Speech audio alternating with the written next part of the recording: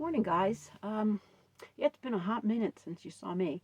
I didn't get a video up Monday, Wednesday, and Friday. I don't think I got a video up all last week. Um, Camphost at one of the other campgrounds had to quit. Um, she had gotten ill, so they left, and it was offered to me. Sorry, my eye itches. Um, yeah, it's a bigger campground. It has two sections, like a forest section, and then a big long road on a cliff with cows, and then this open area that's kind of creepy to me. So I've been busy doing both campgrounds, and being Labor Day weekend, we were packed. I had two sites left open Friday night, and just dealing with people that they're like entitled. They come in here and it's their rules, not mine. It's their campground. They do what they want.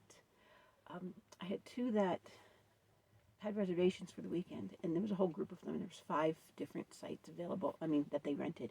Well, two of the people apparently, one got sick and daughter got sick, and the other one, so they didn't come the first night. And I had one of the women come over and ask if I could hold one of the sites because they were having trouble getting up here because somebody was ill. So I said, you can have it till 3 o'clock, and she had already put a picnic table, a tablecloth on it. And 1 o'clock is checkout. If they're not here by 1 o'clock in the afternoon from the day they're supposed to arrive, the site is mine again. You lose your reservation. If you come, you have to pay again. Well, one of the other people that hadn't shown up showed up. Well, then they're like arguing with me. Well, she was sick, and then she tried to call the office, and she just went on and on and on about what she did. And I'm trying to re-register them, which is my job. And that's the rules and regulations of a reservation. Now, we don't deal with the reservations. The reservation company does. All we do is get a paper saying who's here and what site is reserved. That's it. That's all we have to do with the reservations. So it's out of my hands. But what's in my hands, as my rules of this campground, is if you are not here the first 24 hours of your reservation, you lose your site. So they're just going on and on. Oh, come on, Jersey. Some wild hares. So I let it go, right? I let it go. So she's here, gotten that site. Well, then the guy comes and sorts out the other site. Well, I had a family come in, and they had 13 people, and they wanted 2 sites. They wanted 2 sites, but one site was for 13 people. I can't have that. It's 8 per site and 2 vehicles. So I had 2 sites next to each other open. So I'd gone over and just put a name tag on number 2, because I know how this all ends. If they come in and then they just ignore the rules, now they've got 6 cars, 92 people. Elliot keeps moving my ring light. So I know I did something I probably shouldn't have done, but my job is to make sure everybody here has a good time. And when you have a huge group of people, it's loud, it's just not, well, anyway, we move on from that.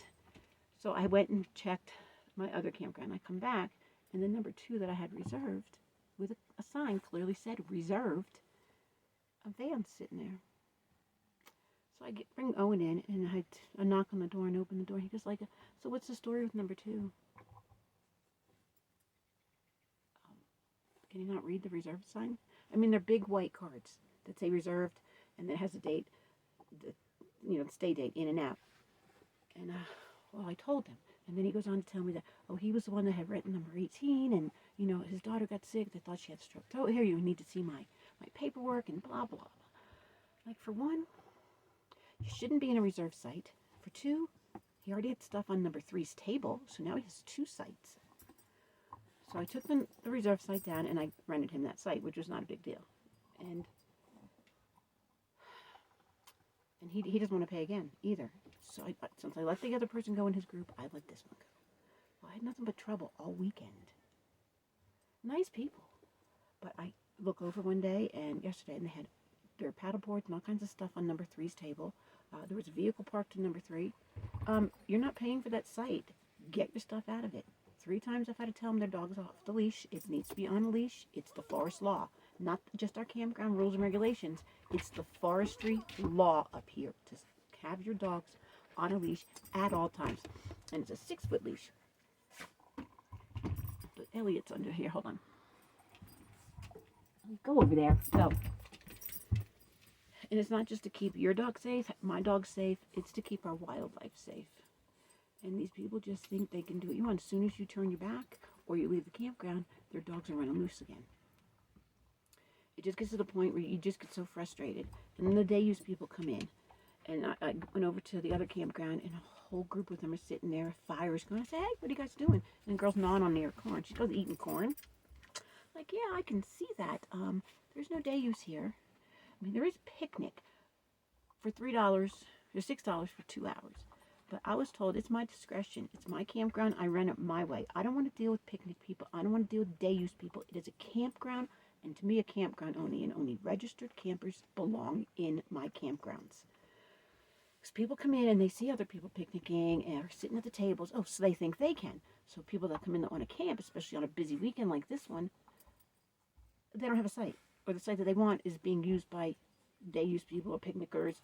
I had a couple that was just hiking through. Oh, we're not allowed to sit here? I said, no, this is a campground. This is private property. And like I told the people eating corn, I'm like, as of right now, you're trespassing. So I gave them 20 minutes to back up. So they had put the fire out, and I went to check the campsite, and they put all their food trash in the campground, in the fire pit. So I had to clean that up. And today, I'm on my way back. Elliot, knock it off, sorry. I'm on my way back to the forest area. Sorry again. They sleep all day. As soon as I want to do something, they're up annoying me. I come up to the campground, the beginning of the forest section area, and there's a pile of watermelon and cantaloupe. And a guy was walking by, and I'm pointing. I had just spoke to him earlier, and I'm pointing to it, and he goes, "Oh, I put that there. I thought the cows would enjoy it." I said, "That will call the bears. Right now, the bears are out. They're foraging. Get up there, and they're busy. They're in and out of campgrounds. They're on the trails. They're everywhere." And he was so apologetic. You know, I helped him clean it up.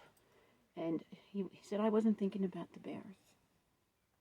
You know, my job is to keep everyone safe in my campgrounds. And that means picking up food, picking up trash. I spend all morning over at the other campground picking up trash from campsites. I just feel gross. You know, my hands are dirty. It's food, just garbage, you name it, is on the ground, in the fire pits. And I found a dog leash, though, a retractable one, which I hate, but it's a nice one. Well, that's been it for the past couple days. Well, the past week. I'm going to try and do a video with Debbie. Oops. Owen, someone's walking by. Hey, knock it off. Tales of a Camphost. And we're going to try and make it humorous. Just some of the things we're told. I forget what was the other day. What time do the mosquitoes come out? And stuff like that. And just bizarre questions. The weather. They think we're the weather people. Like, is it going to rain today? Well, I don't know. Look at the sky, you know. I do check the weather because I have internet here at my campground, this one. But just bizarre things that people ask and what they want to do, just, other than just forgetting about the rules and regulations of the campground. Oh, I have a couple over here. They came in yesterday when I was doing the other campground, set up their tent, and was gone all day. When I finally came back, I went over there, and he's like, oh, I bet you always have this where someone comes in, they don't have any money to pay for the site, and blah, blah, and he had $1. He had $1. Do you take card? We're in the mountains. There's no internet up here. Oh, Venmo? No. Cash or check only. So I told him in the morning he can run down to town. It's 16 miles away, and it is now, near 11 o'clock, and they're still here and still have not paid me. A girl yesterday, I pull and say, what are you guys doing? Oh, we're just hanging out for the day. I said, there's no day use here. Well, how much is for the night? I said, well, you have to be here the first 24 hours in a tent, a trailer, or in your vehicle in order to stay here. Well, how much is? I said, it's $20. Well, I'm going to stay. I have a tent. I said, you have a tent? Mm-hmm. Yeah, they didn't stay. I knew she was lying straight through her teeth to me. And that stuff just, it pisses me off. I just want to throat punch somebody. Sorry, but you get it constantly. They just are entitled. Why can't people just be honest and come up and have a good time? And know that you're going 10,000 feet in the air. Have some money on you. All right, guys, I'll see you later.